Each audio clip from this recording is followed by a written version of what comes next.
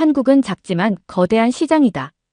이 문장은 수많은 투자 보고서와 경제 기사에서 흔히 등장하는 표현입니다. 한국의 고층 아파트 숲, 끊임없이 변화하는 도시의 리듬, 그리고 그 속에서 치열하게 살아가는 사람들. 숫자로만 해석하면 한국은 안정적이고 매력적인 투자처입니다. 세계 최대 자산운용사 블랙스톤의 전문가는 투자를 위해 한국을 방문했다고 합니다. 하지만 한국에 도착한 순간 그는 숫자 너머에 있는 사람들의 이야기와 문화의 깊이에 압도당하고 말았습니다. 그는 말합니다. 한국은 매력적이지만 존중하지 않는다면 결코 성공할 수 없다. 대체 무슨 사연인지 오늘 사연 바로 시작하겠습니다. 안녕하세요. 제 이름은 에즈라입니다. 부모님은 이 이름이 강하고 독창적인 의미를 가진다고 말씀하셨지만 제게 이 이름은 늘 두 가지 반응을 불러일으켰어요. 누군가는 멋지다고 말하지만 대부분은 그게 무슨 이름이야? 라며 되묻곤 했죠. 미국 뉴욕의 바쁜 삶 속에서 흔하지 않은 제 이름처럼 제 인생도 평범하진 않았습니다. 저는 세계 최대의 대체 자산 운용사 중 하나인 블랙스톤에서 미국과 유럽 시장 투자 전략을 맡고 있습니다. 매일 숫자와 데이터, 그래프를 분석하며 글로벌 시장의 흐름을 읽는 것이 제 일이죠. 저는 스스로를 문제 해결사라고 생각해요. 그저 수익을 쫓는 게 아니라 가장 합리적인 결론을 도출해 회사와 시장 모두에게 이익이 되는 길을 찾는 것이 제 목표입니다. 제가 맡은 업무의 대부분은 미국과 유럽 시장이었어요. 아시아는 늘 저에게 먼 곳처럼 느껴졌습니다.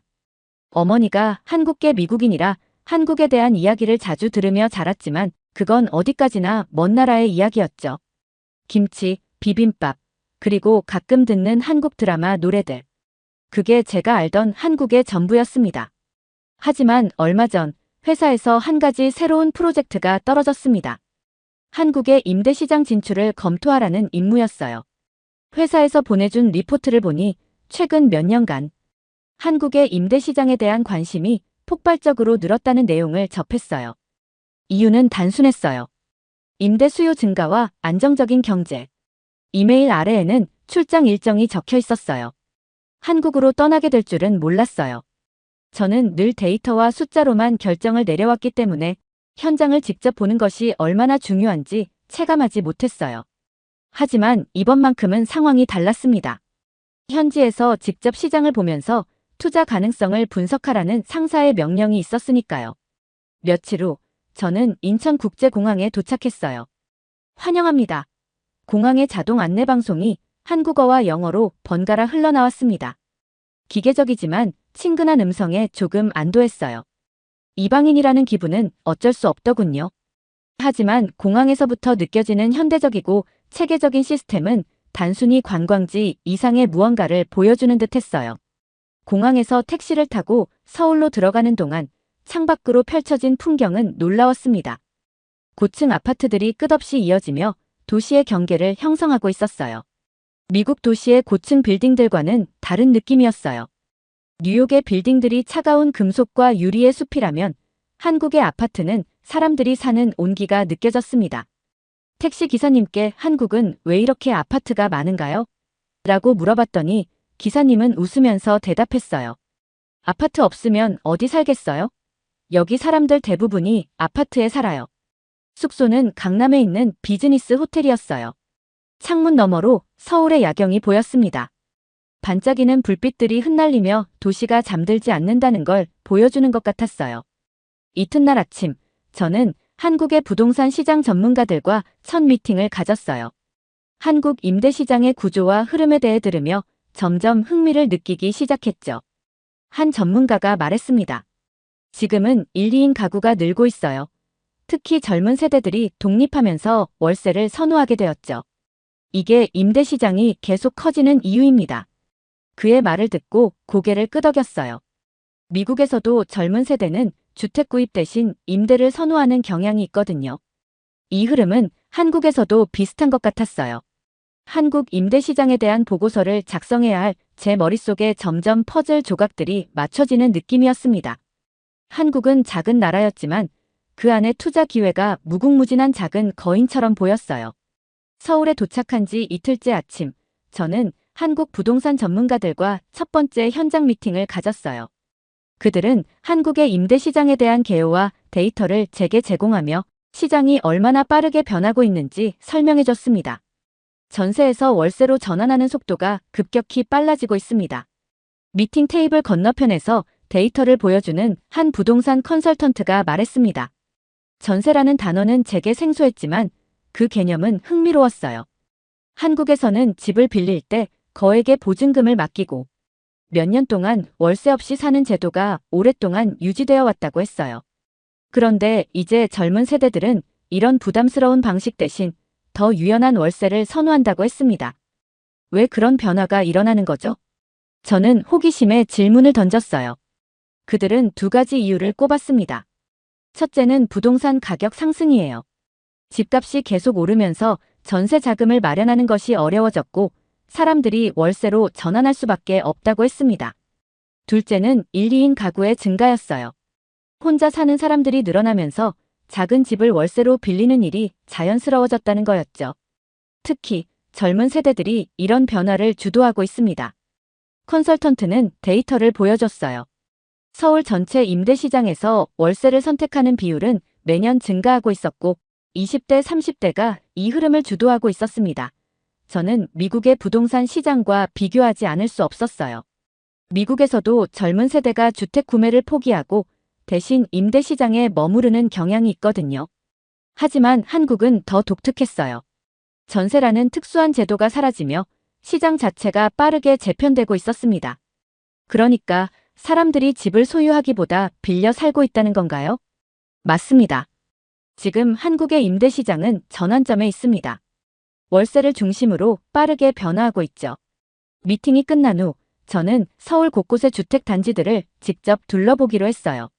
강남, 신촌, 마포 같은 지역들을 걸으며 사람들이 어떤 식으로 살고 있는지 그리고 왜 임대 수요가 늘어나는지 직접 보고 싶었어요. 강남의 고층 아파트 단지는 미국 맨해튼의 고급 주택가와 비교해도 전혀 뒤지지 않았습니다. 유리로 마감된 세련된 외관, 깔끔하게 정돈된 주변 환경, 그리고 주민 전용 편의시설까지. 하지만 이곳은 소유주들이 거주하는 집이라기보다 대부분 임대용으로 사용된다고 했어요. 신촌으로 향하자 분위기가 조금 달라졌습니다. 여기는 젊은 사람들이 몰려드는 대학가였어요. 작은 방 두세 개로 이루어진 빌라들이 줄지어 있었고 현수막에는 풀옵션 원룸, 월세 70만 원 같은 문구가 적혀 있었습니다. 저는 한국 부동산 중개소에 들러 몇 가지 질문을 했어요. 요즘 세입자들 대부분이 젊은 사람들인가요? 맞아요. 신촌은 대학생들이 많으니까 원룸이나 오피스텔이 잘 나갑니다. 가구나 전자제품이 다 갖춰진 풀옵션을 좋아하죠. 저는 풀옵션이라는 단어에 놀랐습니다. 냉장고, 세탁기, 가구까지 모두 포함된 임대라니. 미국에서는 대부분 세입자가 집을 꾸미기 위해 별도로 가구를 사야 하는데 미국과 달리 여기는 모든 게 준비되어 있더군요. 이건 확실히 젊은 세대에게 편리한 방식이었어요. 단순히 방을 빌리는 것이 아니라 세입자들의 필요에 맞춘 세심한 배려가 시장 전체에 스며들어 있다는 느낌이었어요. 신촌에서 마포로 이동하는 동안 저는 서울의 거리 곳곳에서 활기를 느꼈습니다. 거리마다 카페와 음식점, 그리고 수많은 작은 상점들이 이어져 있었어요. 이 모든 것이 서울이라는 도시의 독특한 에너지를 만들어내고 있었죠.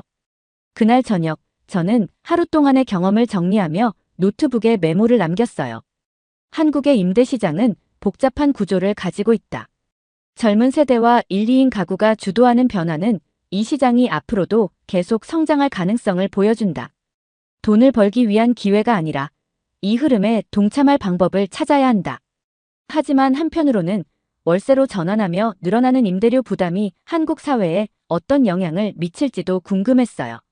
서울에서의 세 번째 날 아침, 저는 약속된 임대주택 단지를 방문하기 위해 길을 나섰어요. 오늘은 한국 주택의 실제 내부를 직접 살펴보고 세입자들이 어떤 환경에서 살고 있는지 체감하는 것이 목표였습니다. 특히 한국의 전통 난방 방식인 온돌에 대해 들은 이야기가 마음에 걸렸어요.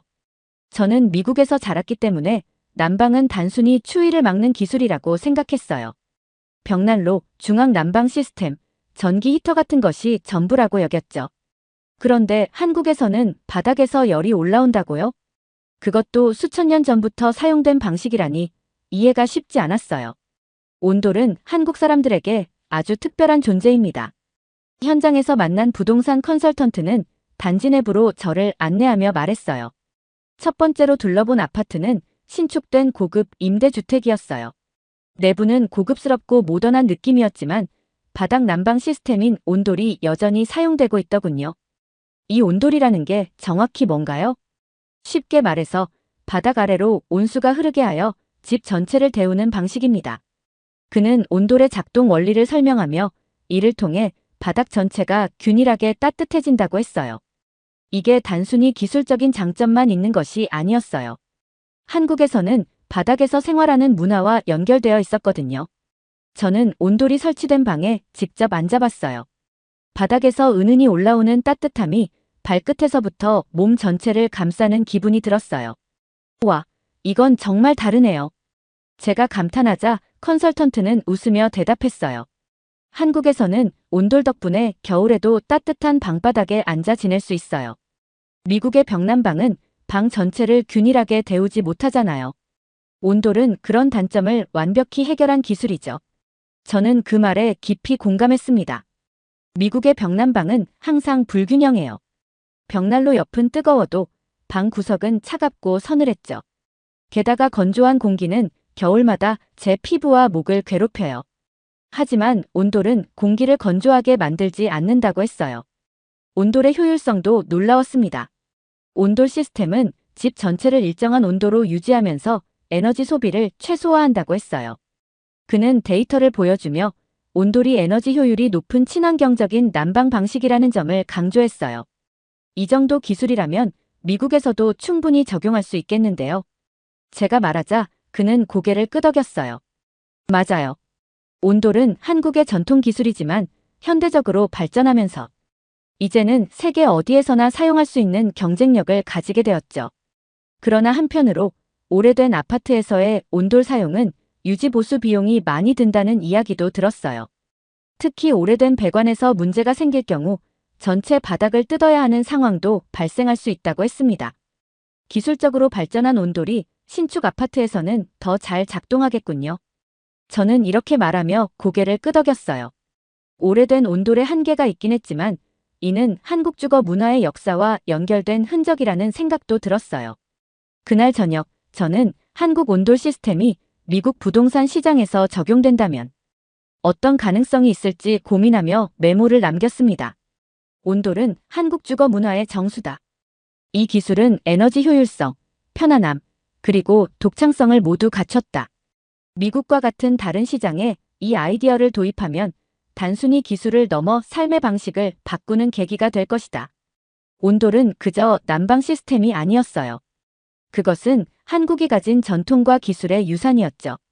저는 이런 작은 디테일이 한국 임대 시장의 성공 가능성을 만들어내는 기반이라고 느꼈습니다. 한국은 정말 독특한 곳이구나. 저도 모르게 웃음이 나왔어요.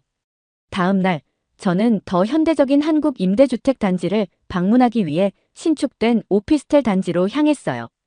오늘의 목표는 스마트홈 기술과 친환경 설계가 어떻게 한국의 임대 시장을 변화시키고 있는지 확인하는 것이었습니다. 아파트 로비에 들어서자마자 느낀 첫 인상은 마치 SF 영화 속에 들어온 듯한 기분이었어요. 반짝이는 대리석 바닥과 벽 자동으로 열리는 문, 그리고 벽면 전체를 차지한 대형 스마트 스크린까지. 이 단지는 단순히 주거 공간을 제공하는 곳이 아니라 기술과 삶의 조화를 보여주는 작은 우주 같았어요. 입구에서 만난 관리자는 저를 안내하며 먼저 단지의 스마트 시스템을 소개했어요. 그는 입주민들이 어떻게 기술을 통해 삶을 더 편리하고 안전하게 만드는지 보여주었습니다. 여기 있는 시스템은 집에 들어가기 전부터 작동을 시작합니다. 그는 입구 근처에 설치된 보안 패드를 가리켰어요. 카드키를 인식하면 자동으로 엘리베이터가 호출되고 거주하는 층까지 바로 이동할 수 있죠. 저는 깜짝 놀랐어요. 미국에서는 이런 기술을 오피스 건물에서나 볼 수 있었는데 여기서는 일반 임대주택에 적용되고 있다니 믿기지 않았어요. 엘리베이터를 타고 올라가며 그는 스마트홈 시스템의 핵심인 AI 기반의 생활관리 플랫폼을 설명했어요. 모든 집에는 입주민의 생활 패턴을 학습하는 AI가 설치되어 있습니다. 온도, 조명, 습도 등 모든 환경을 최적화하죠. 방문한 집 내부는 더 놀라웠습니다. 스마트홈 허브가 거실 중앙에 위치해 있었고 휴대폰으로 모든 것을 제어할 수 있더군요. 입주민이 핸드폰으로 몇 개의 버튼을 누르자 에어컨이 부드러운 소리를 내며 작동했어요. 조명은 자동으로 밝기를 줄이며 더 편안한 분위기를 만들어주었죠. 제가 질문을 던졌습니다. 그런데 이런 시스템은 유지 관리가 어렵지 않나요? 관리자는 고개를 저으며 대답했어요. 시스템이 자동으로 점검과 수리를 요청합니다. 예를 들어 에어컨 필터를 교체해야 할 시기가 되면 앱에서 알림이 뜨고 원하는 시간에 기술자를 부를 수 있죠. 저는 입을 다물 수가 없었어요. 한국은 집이 아니라 하나의 서비스 플랫폼을 만든 거군요. 이 말이 절로 나왔습니다. 단지 외부로 나와 입주민들과 간단한 인터뷰를 했어요. 한 젊은 커플은 신혼부부라고 자신을 소개하며 이곳에 살게 된 이유를 이렇게 말했어요. 모든 게 편리하고 안전해서요. 집에 들어가면 정말 아무것도 신경 쓸 필요가 없어요. 또 다른 주민은 대기업에서 일하는 30대 남성이었어요. 그는 말했습니다. 요즘은 삶의 질이 중요하잖아요. 여기서 살면서 출퇴근도 편하고 집안일도 줄어서 일에 더 집중할 수 있게 됐어요. 그들의 말을 들으며 저는 깨달았어요. 한국의 주택은 단순히 공간을 제공하는 것이 아니라 입주민들의 삶을 완전히 지원하는 방향으로 발전하고 있다는 점을요. 미국과는 너무나 다른 이 시스템은 단순히 부러움을 넘어 큰 가능성을 시사했어요. 제가 관리자의 마지막 말을 떠올리며 미소를 지었어요. 여기는 더 이상 집이 아니죠. 여기서는 미래를 살고 있다고 느낍니다. 저도 그 말을 이해하기 시작한 것 같았습니다. 이곳이야말로 진정한 삶의 플랫폼이구나. 한국의 기술과 편리함은 단순한 편의성을 넘어서 입주민의 삶을 더 나은 방향으로 변화시키고 있었어요. 다음 날 아침, 저는 호텔 창밖으로 보이는 고층 빌딩들을 바라보며 커피를 마셨어요. 이제 슬슬 이 도시의 진짜 얼굴이 궁금해졌습니다. 화려한 외관 뒤에 숨겨진 경제적 메커니즘은 어떤 모습일까요? 오늘은 한국 경제의 안정성과 그 위에 서 있는 임대 시장의 투자 환경을 분석하는 날이었어요. 한국은 안정적이면서도 성장 가능성이 높은 시장입니다. 첫 미팅에서 만난 경제 분석가는 이렇게 말하며 프레젠테이션을 시작했습니다. 그는 말했어요. 외환위기를 극복한 이후 한국 경제는 꾸준히 성장하며 세계 10위권의 경제 대국이 되었습니다. 특히 최근 몇 년간 높은 외환 보유고와 안정적인 통화 정책은 글로벌 투자자들에게 신뢰를 주고 있습니다. 저는 슬라이드에 표시된 숫자를 보며 고개를 끄덕였어요. 안정적인 GDP 성장률, 낮은 실업률, 그리고 지속적인 기술 혁신은 한국을 단순한 신흥시장이 아니라 선진시장으로 보여줬습니다. 이어서 그는 한국 부동산 시장의 독특한 구조를 설명했어요. 한국은 높은 인구 밀도와 제한된 토지 자원 때문에 임대 수요가 매우 강합니다.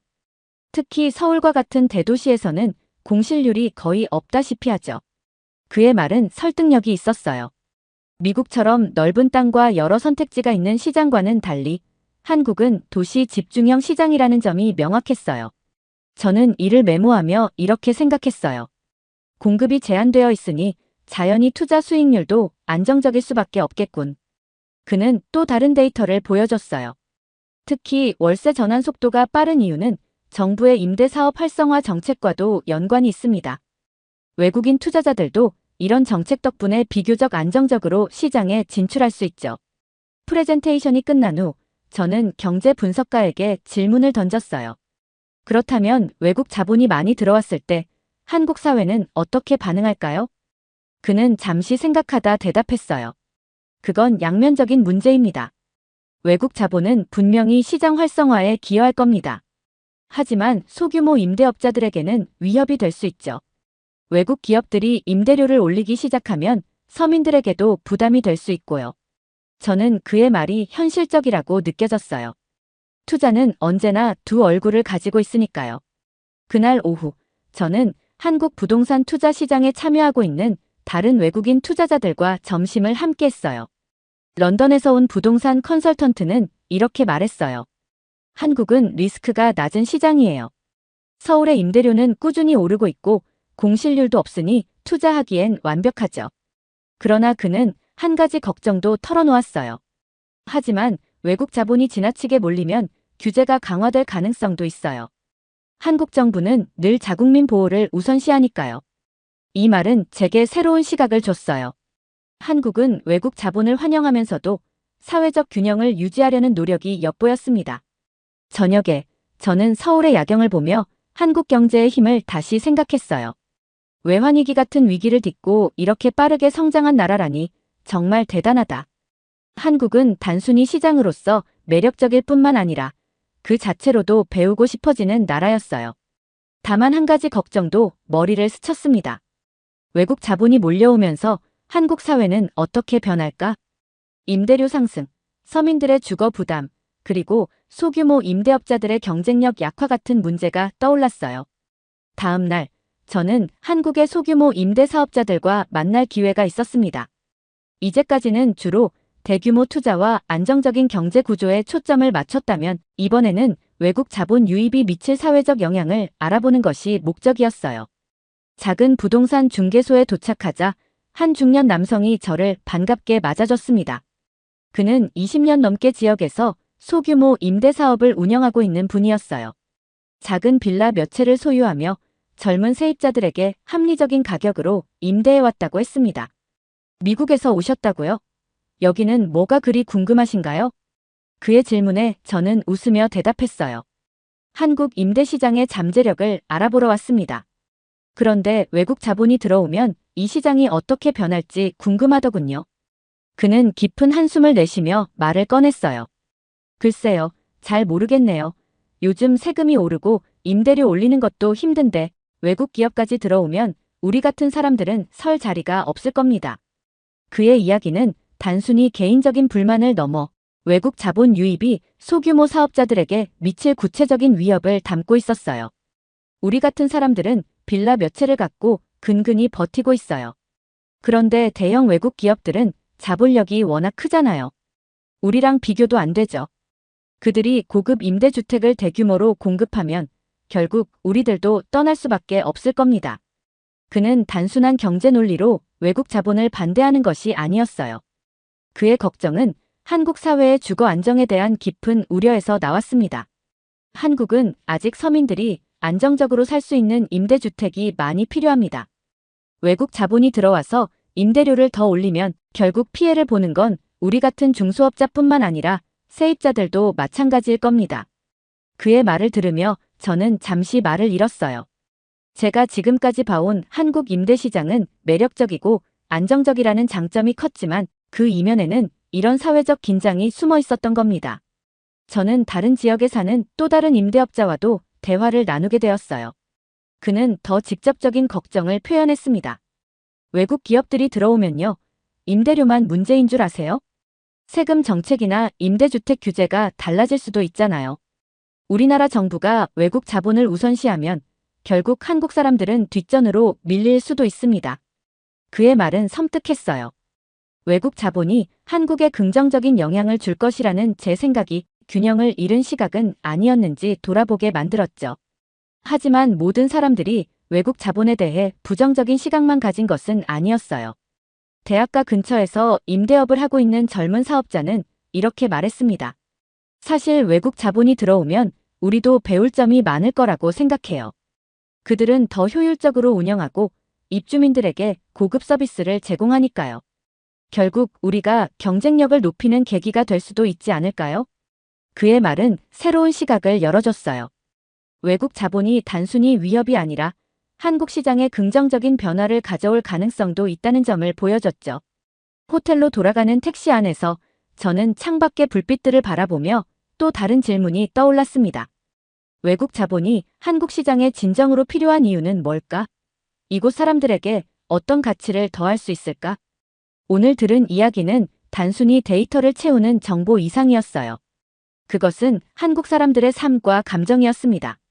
저는 한국이 가진 경제적 매력을 넘어서 이 시장에 진출할 때 가져야 할 책임감의 무게를 다시금 느끼게 되었어요. 마지막 날 아침, 저는 서울의 한 카페에 앉아 노트북을 열었어요. 지금까지의 모든 경험을 정리해야 했습니다. 한국에 온 이후 이 나라가 가진 매력과 가능성을 발견했지만 그 이면에 있는 복잡한 문제들도 함께 보게 되었습니다. 제게 주어진 임무는 명확했어요. 블랙스톤이 한국 임대시장에 진출할 가치가 있는지를 판단하고 그 근거를 본사에 보고하는 것이었죠. 하지만 제 머릿속은 단순히 숫자와 그래프로는 설명할 수 없는 것들로 가득했습니다. 한국은 매력적인 시장이었습니다. 고밀도 인구, 안정적인 경제 구조, 빠르게 변화하는 임대 수요. 제가 미국에서 분석하던 시장과는 차원이 달랐어요. 뉴욕이나 샌프란시스코 같은 대도시도 임대 수요가 높긴 했지만 그곳은 이미 포화 상태였고 성장 가능성은 제한적이었어요. 반면 한국은 아직 성장의 여지가 많았고 그 속도도 놀라울 만큼 빨랐습니다. 하지만 저는 이 시장에 진입하는 것이 단순히 수익의 문제가 아님을 깨달았습니다. 제가 만난 소규모 임대 사업자들은 외국 자본 유입으로 인한 생존의 위협을 걱정했고 중저소득층 세입자들은 월세 상승으로 인한 주거 불안을 우려했습니다. 반면 젊은 세대들은 더 나은 삶의 질을 제공하는 외국 자본의 역할을 기대하고 있었어요. 이 모든 목소리가 섞여 한국 시장은 단순한 경제 논리 이상의 문제를 안고 있었습니다. 외국 자본이 한국에 긍정적인 영향을 미치려면 시장의 사회적 균형을 반드시 고려해야 한다고 느꼈습니다. 그날 오후, 저는 한국 부동산 시장에 대한 최종 분석을 작성하기 위해 서울 도심의 빌딩을 둘러보며 데이터를 다시 검토했습니다. 공실률이 낮고 임대료 상승률은 안정적이었으며 정부의 정책적 지원도 투자자들에게 유리한 환경을 제공하고 있었습니다. 하지만 저는 보고서에 다음과 같은 문장을 추가했습니다. 한국은 단순한 투자처가 아니다. 이 시장에서 성공하기 위해서는 수익 극대화만을 추구하지 않고 현지 사회와의 공존을 모색해야 한다. 귀국 비행기에 오르기 전 저는 한국에서 보낸 시간을 되돌아봤습니다. 이 나라는 단순히 작지만 강한 시장이 아니었어요. 사람들과 문화, 전통과 기술이 모두 조화를 이루며 미래로 나아가는 곳이었죠. 한국은 독특했습니다. 전통적인 온돌에서부터 최첨단 스마트홈 기술까지 이곳은 과거와 미래가 함께 공존하는 곳이었어요.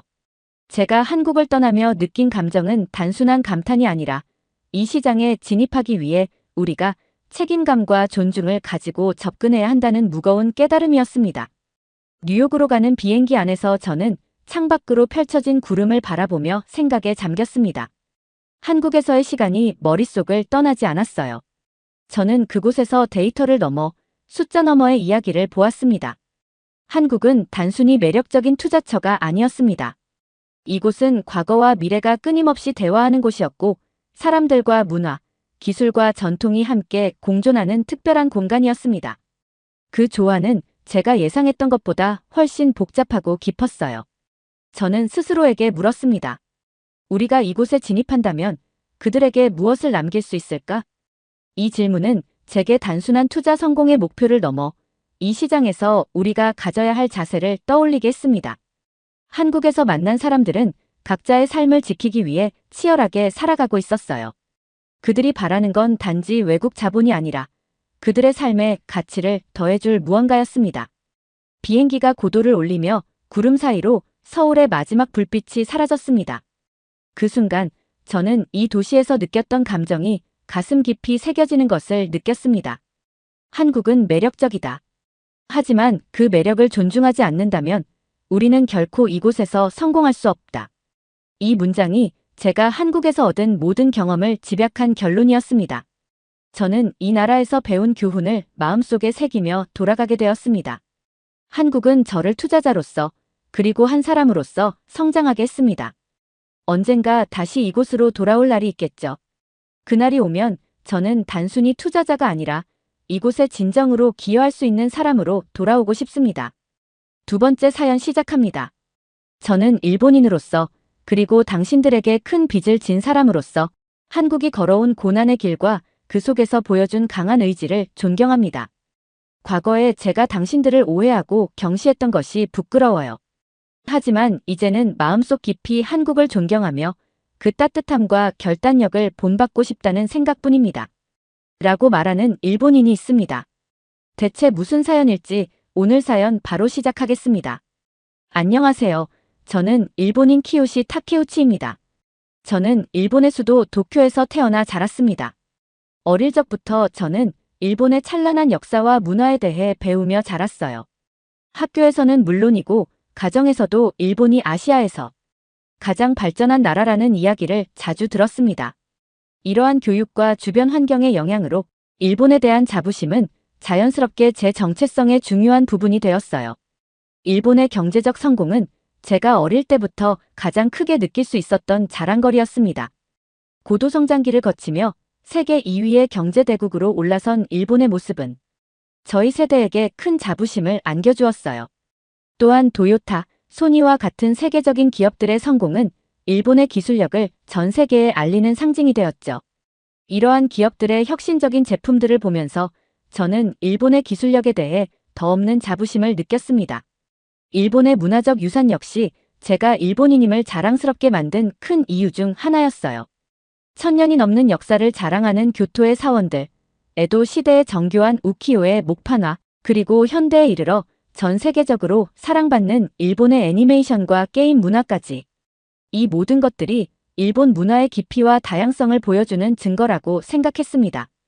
이러한 배경 속에서 자란 저에게 한국은 솔직히 말씀드리면 그저 이웃나라 중 하나일 뿐이었습니다. 지리적으로는 가까웠지만 심리적으로는 그리 중요한 존재가 아니었어요. 한국에 대해 특별히 관심을 가지거나 깊이 있게 알아보려고 한 적이 없었습니다.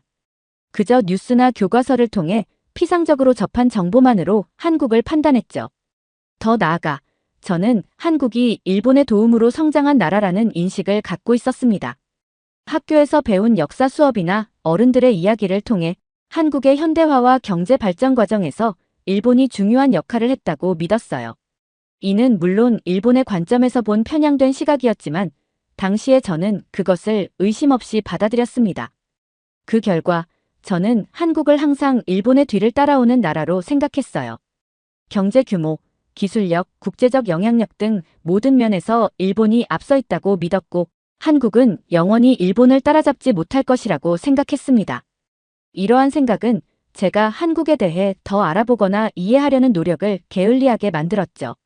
주변에서 일본의 선진적인 모습과 국제사회에서의 영향력을 보면서 저는 일본이 항상 올바른 결정을 내리고 자국민을 보호하는데도 능숙하다고 믿었어요. 일본의 정부가 국민의 안전을 최우선으로 생각할 것이라는 믿음은 당연한 것이었습니다. 특히나 전 세계 어디서나 일본인이 있다는 것은 자랑스러웠고 그런 일본인들을 보호해주는 정부가 있다는 것은 더욱 든든했어요. 그런데 2023년 10월의 사건은 제가 당연하게 여겼던 많은 것들을 뒤흔들어 놓았습니다. 이스라엘과 하마스 간의 충돌이 격렬해졌고 저는 그저 뉴스에서만 보던 이 무력 충돌이 제 가족을 위협하게 될 줄은 꿈에도 몰랐어요. 가족이 이스라엘에 머무르고 있었는데 현지 상황은 급격히 악화되었습니다. 매일 밤 폭격 소리에 잠을 설치고 매 순간 생명의 위협을 느끼며 살아야 했다는 가족의 이야기를 들으며 저는 무력감을 느꼈어요. 일본 정부가 자국민 보호를 위해 어떻게 움직일지 기대했지만 대처는 너무 느리고 복잡했어요. 우리는 정부에서 제공하는 전세기를 탈 수 있었지만 거기에는 1인당 3만 엔이라는 비용이 붙어 있었습니다. 이러한 상황에서 돈을 받는다는 사실에 매우 놀랐어요. 생명이 위협받는 상황에서 왜 비용을 지불해야 하는지 이해할 수 없었습니다. 게다가 대피 절차도 복잡했고 정보 제공도 부족했어요. 가족은 불안과 혼란 속에서 어찌할 바를 몰랐습니다. 그 와중에 한국 정부가 자국민을 구출하기 위해 군 수송기를 이스라엘로 보냈다는 소식이 들려왔습니다. 한국은 자국민들을 구출하면서 남은 좌석을 이용해 일본인 51명을 무료로 태워 대피시켰다는 뉴스가 전해졌어요. 놀랍게도 제 가족도 그 한국 수송기를 타고 안전하게 이스라엘을 빠져나왔습니다. 한국 정부의 인도적 결정 덕분에 제 가족은 생명의 위협에서 벗어날 수 있었고 그들이 제공한 도움은 우리가 생각했던 것보다 훨씬 큰 의미로 다가왔어요. 이때 느낀 충격은 말로 다 표현할 수 없었습니다. 일본 정부의 대응이 늦고 그 과정에서 경제적인 부담을 지우는 모습은 제가 기대했던 것과 너무 달랐어요. 반면 한국은 자국민뿐만 아니라 외국인까지도 배려하는 모습을 보였습니다. 어떻게 한국이 이렇게 빠르고 결단력 있는 행동을 할 수 있었을까요? 이 모든 상황을 통해 저는 일본과 한국의 차이를 절감하게 되었습니다. 한국의 도움으로 가족이 안전하게 귀국한 후 저는 자연스럽게 한국에 대해 더 많은 관심을 가지게 되었어요. 처음에는 그저 놀랍고 고마운 마음에서 출발했지만 점점 그 이상으로 발전했습니다. 일본에서는 이와 같은 상황에서 정부가 국민의 안전보다 절차와 비용 문제를 먼저 고려하는 모습이 흔했어요. 그러나 한국은 다르게 행동했습니다. 그들은 인명을 최우선으로 여기고 신속하게 행동했습니다. 이런 차이는 단순히 정부 정책의 차이가 아니라 국가가 국민을 대하는 근본적인 태도의 차이라고 느꼈어요. 한국에 대한 저의 감정은 점점 긍정적으로 바뀌었고 일본에 대한 실망은 더 커져만 갔어요. 저는 점점 일본 정부의 대처 방식에 회의적이 되었습니다. 일본은 왜 더 잘할 수 없었을까요? 왜 더 많은 일본인들에게 기회를 제공하지 않았을까요? 제가 가지고 있던 자부심은 그 순간부터 무너져 내리기 시작했습니다. 한국 정부는 상황의 급박함을 감안해 신속한 결정을 내렸고 이를 통해 자국민과 그들의 가족을 안전하게 보호했습니다. 대피한 인원들이 한국 땅을 밟으며 안도하는 모습을 뉴스에서 보며 한국 정부는 그들에게 국가가 곁에 있다는 확신을 주었습니다. 이와 달리 일본의 대피 작전은 그보다 제한적이었어요. 저는 일본 정부가 좀 더 많은 인원을 수송하기 위해 노력했더라면 좋았을 것이라는 생각이 들었습니다. 그때 한국과 일본의 대응에 대해 많은 뉴스와 기사들이 나왔고 저는 이를 찾아 읽으며 그 차이를 더 명확히 느꼈어요. 일본 내에서도 일본의 대응에 대한 비판의 목소리가 나왔습니다. 사람들은 왜 일본이 더 적극적으로 대처하지 않았는지 묻고 있었어요. 저 역시 같은 질문을 던졌습니다. 하지만 일본 정부는 답하지 않았습니다. 사태가 심각해졌을 때까지도 일본 정부는 그저 상황의 위험성을 강조하며 자국민들에게 조심하라는 경고를 보냈지만 직접적인 대피 작전은 제한적이었어요. 반면 한국은 위험을 실질적으로 관리하며 대피를 원하는 모든 사람들에게 손을 내밀었습니다. 한국의 대응은 자국민뿐만 아니라 그들의 가족까지도 고려한 것이었어요. 저는 그들이 보여준 그 따뜻한 배려가 놀라웠습니다. 한국 수송기에 탑승한 사람들은 자신이 보호받고 있다는 확신을 가졌을 거예요.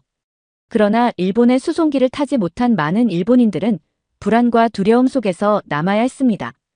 이 차이는 단지 수송기 크기의 문제가 아니었어요. 그것은 정부가 국민을 어떻게 대하는지, 어떤 가치를 우선시하는지의 문제였습니다. 한국은 국민을 위해 행동하는 나라였습니다. 제가 그토록 자랑스러워했던 일본은 왜 이런 위기 상황에서 더 나은 선택을 하지 못했을까요? 그날 이후 더 이상 저는 일본을 무조건 자랑스럽게 생각할 수 없었어요. 오히려 한국의 신속하고 책임감 있는 대응이 저에게 깊은 인상을 남겼고 저는 그들의 나라를 부러워하게 되었습니다. 한국이 보여준 그 모습이야말로 진정한 국가의 역할이 아닐까 싶었어요. 이 사건을 계기로 저는 한국의 과거 역사와 그들이 겪은 고난에 대해 깊이 알아보기 시작했습니다.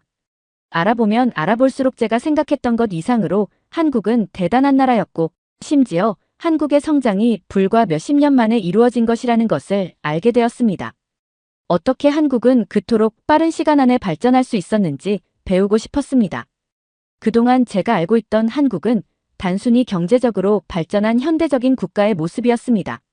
삼성, 현대와 같은 세계적인 기업들, K-팝과 한류 문화의 글로벌한 인기 등 현재의 성공적인 모습만을 보고 있었죠. 하지만 그들의 과거에 어떤 고통과 시련이 있었는지, 어떻게 그것을 극복하고 오늘날의 모습에 이르게 되었는지에 대해서는 거의 알지 못했어요. 특히 학교에서 배웠던 일본의 근대사 속에서 한국과의 관계를 깊이 들여다본 적이 없었다는 사실을 깨달았습니다. 이는 제 교육의 한계이자 일본 사회 전반의 문제이기도 했습니다. 처음으로 한국의 역사에 관한 자료들을 찾아 읽기 시작하면서 저는 제가 얼마나 많은 것을 모르고 있었는지를 뼈저리게 깨달았습니다. 일제강점기 시절 일본이 한국에 저지른 수많은 고통과 압박의 역사를 접하게 되었어요. 36년간의 식민 지배 기간 동안 한국이 겪었던 강제 병합의 과정, 잔혹한 식민 통치, 그리고 수많은 사람들이 당한 억압과 차별의 실상을 알게 되었습니다. 일본의 동화 정책으로 인해 한국인들은 자신들의 이름을 빼앗기고 일본식 이름을 강요받았으며 한국어 사용이 금지되어 자신들의 언어를 잃어버릴 위기에 처했다는 사실을 알게 되었어요. 또한 한국의 고유한 문화와 전통이 억압당하고 말살되어 갔다는 역사적 사실은 제게 큰 충격으로 다가왔습니다. 이는 제가 지금까지 배워왔던 역사와는 너무나도 다른 이야기였고 일본의 역사 교육이 얼마나 편향되어 있었는지를 깨닫게 해주었어요. 특히 강제 동원과 위안부 문제에 대한 이야기는 저에게 깊은 슬픔과 죄책감을 안겨주었습니다. 수많은 한국인들이 자신의 의지와는 상관없이 강제로 노동에 동원되어 열악한 환경에서 혹독한 노동을 강요받았다는 사실, 그리고 많은 여성들이 일본군에 의해 성적 착취를 당하고 평생 지울 수 없는 상처를 안고 살아야 했다는 사실을 알게 되었을 때 저는 충격과 함께 깊은 부끄러움을 느꼈어요.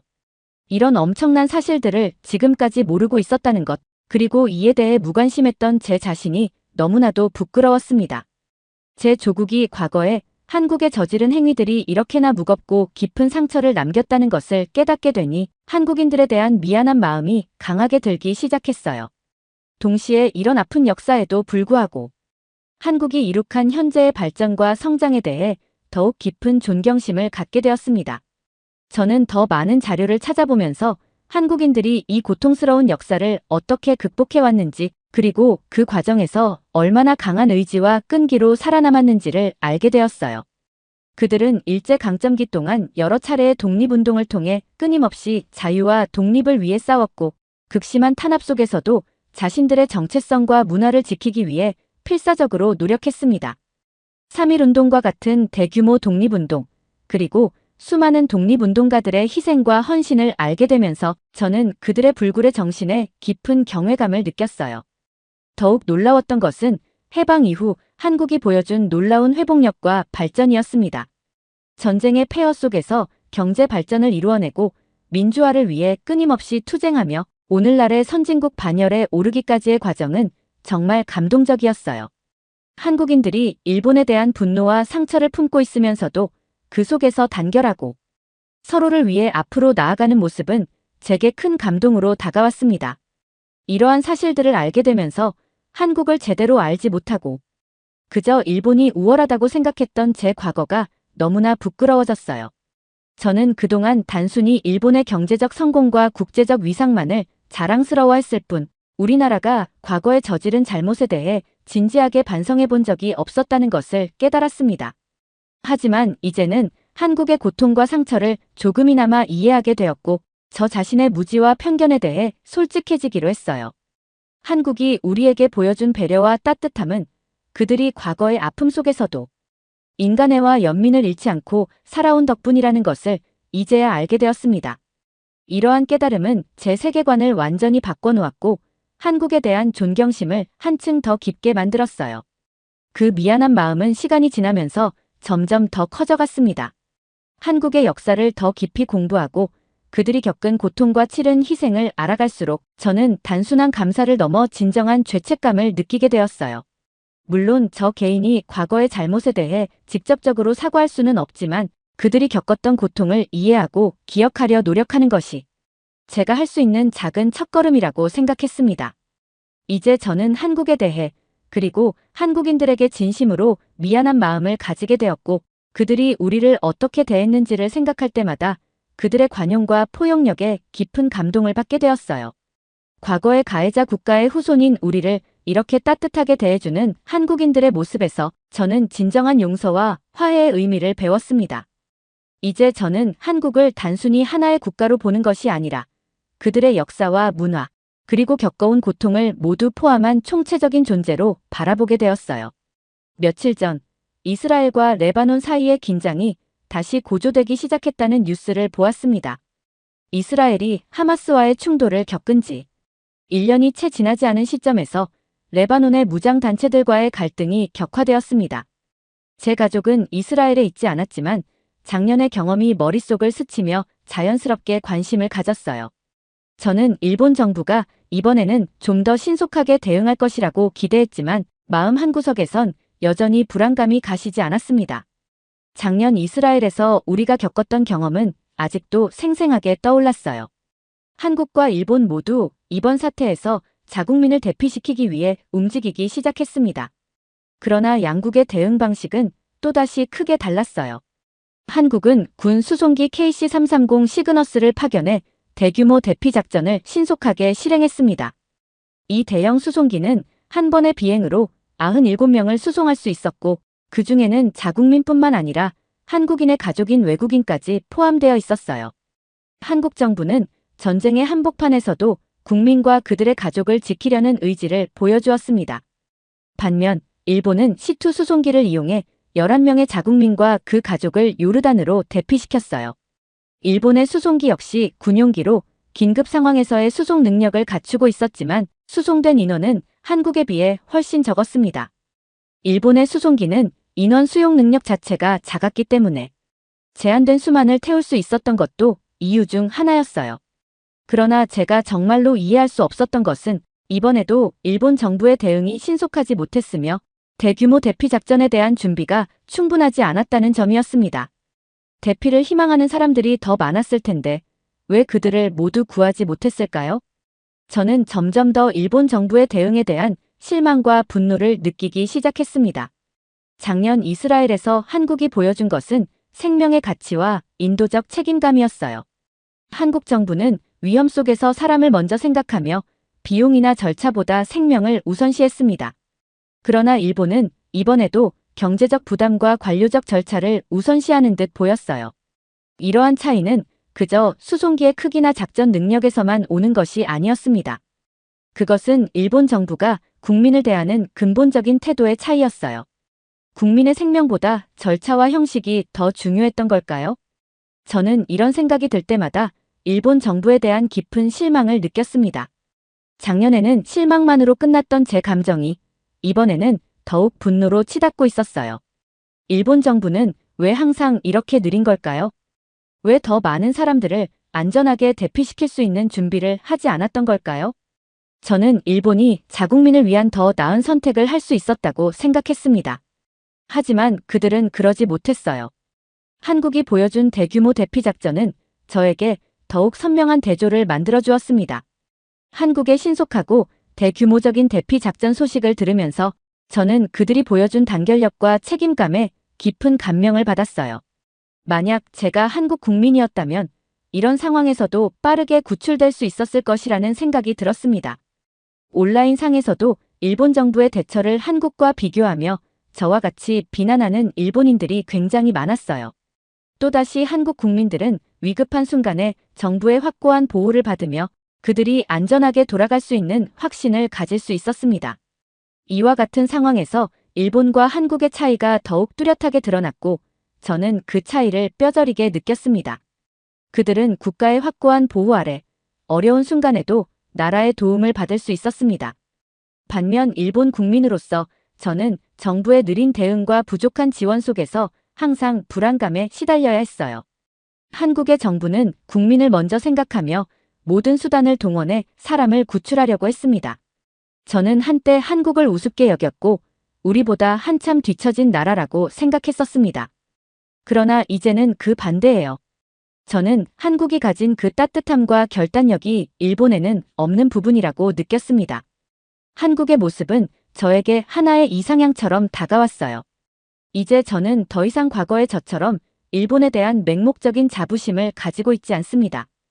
오히려 한국의 그런 모습이 저에게는 하나의 희망처럼 느껴졌어요. 작년에 저는 일본이 한국 같은 나라가 될 수 있기를 바랐습니다. 국민을 먼저 생각하고 모든 이의 생명을 소중히 여기는 나라가 되기를 간절히 원했어요. 하지만 현실은 전혀 달라지지 않았습니다. 지금의 일본은 여전히 과거의 관료적인 방식에 갇혀 있었어요. 지금은 그저 한국인들이 누리는 그 안전과 배려가 부러울 뿐입니다. 일본은 앞으로도 한국을 따라가기 힘들 것 같다는 생각이 들었거든요. 마지막으로 저는 한국에 대한 제 마음을 전하고 싶습니다. 한국 진심으로 감사하고 또 미안합니다. 1년 전 우리 가족을 위기에서 구해준 당신들의 따뜻한 마음에 얼마나 감사했는지 모릅니다. 그때 저는 처음으로 한국이라는 나라를 새롭게 보게 되었어요. 당신들이 보여준 인도적인 지원과 사람을 먼저 생각하는 태도는 제 마음 깊숙이 자리 잡았습니다. 하지만 그 감사의 마음을 품고 있던 한편, 저는 그동안 제가 얼마나 많은 것을 모르고 있었는지를 깨닫게 되었어요. 일제강점기 시절, 일본이 한국의 가한 고통과 억압을 처음으로 깊이 알게 되었을 때, 저는 우리나라가 저지른 잘못에 대해 미안함을 느끼지 않을 수 없었습니다. 그 과거의 무거운 상처를 겪고도 당신들은 여전히 사람을 우선시하며 따뜻하게 손을 내밀어 주었어요. 저는 일본인으로서, 그리고 당신들에게 큰 빚을 진 사람으로서 한국이 걸어온 고난의 길과 그 속에서 보여준 강한 의지를 존경합니다. 과거에 제가 당신들을 오해하고 경시했던 것이 부끄러워요. 하지만 이제는 마음속 깊이 한국을 존경하며 그 따뜻함과 결단력을 본받고 싶다는 생각뿐입니다. 당신들의 역사를 이해하게 된 지금, 저는 당신들이 겪었던 고통 앞에서 더 미안해지고 그 속에서도 사람을 먼저 생각하는 마음을 잃지 않았던 당신들에게 더 감사하게 되었어요.